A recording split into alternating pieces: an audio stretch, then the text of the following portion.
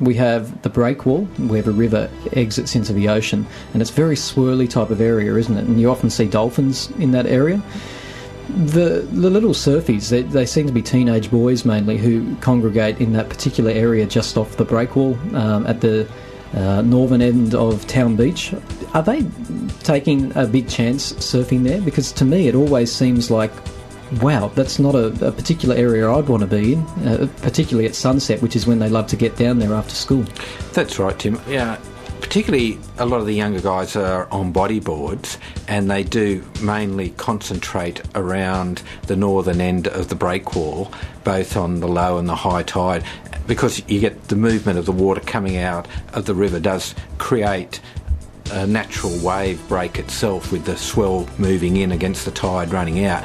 So the young guys on the bodyboards thrive on that. But a lot of them take a very high risk, I'm of the opinion, mainly with their travelling across the mouth of the river to get from the Town Beach end over to what's known as the northern breakwall.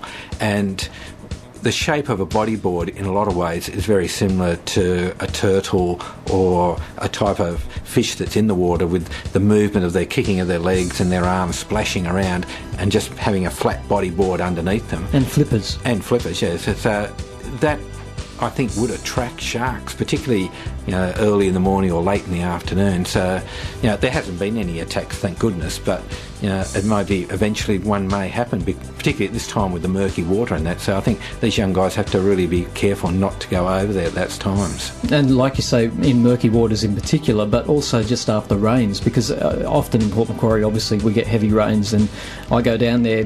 Usually I go to the end of the breakwall to watch the high swells that come in around that time, because it's always fun to get splashed at the end of the breakwall there.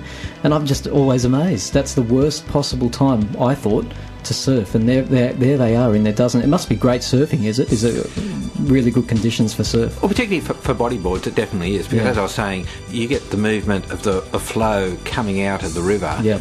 And you have the tide running in, which therefore the two waters meet each other and creates a wave, and the bodyboarders sort of thrive on those type of conditions, whereas most of the general surfing community, those who stand up on surfboards, prefer to be on the swell break areas, which are located more in the middle of the part of the beach and up towards what they call Flagstaff, whereas the bodyboarders mainly concentrate more around the breakwall end. Oh, I see. Do you think they're aware? I mean, they're quite young kids that are around there. Do you think they're aware of the risk they're taking? I don't think so. I don't think it even enters their mind of the consequences of what may be lurking around in the water down there. And don't get me wrong, I mean, when I'm down there and I see the kids surfing, I think, fantastic. Like, it's such a healthy thing to do after school, instead of going and getting up to no good. They're in there, they're in the surf, and they can't wait to do it. You can see the passion on their faces.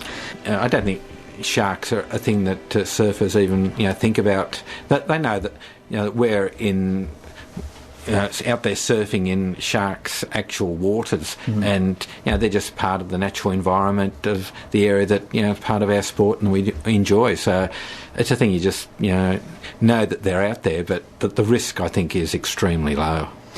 It's just that I think there's been quite a few instances over the last month or so, from Sydney to Bondi, and going back 18 months ago, there was a young guy who was attacked by a shark at the Crescent Head. He was on a bodyboard up there, and there's been other attacks further up. There was the one at South Beach at Ballina there, unfortunately, where there was a fatal fatality there, and further up and down the coastline. But these things do happen over the summer months, but it's a very rare thing, particularly when you think of the amount of hours and the number of people who are out there surfing. It's very, very extremely rare.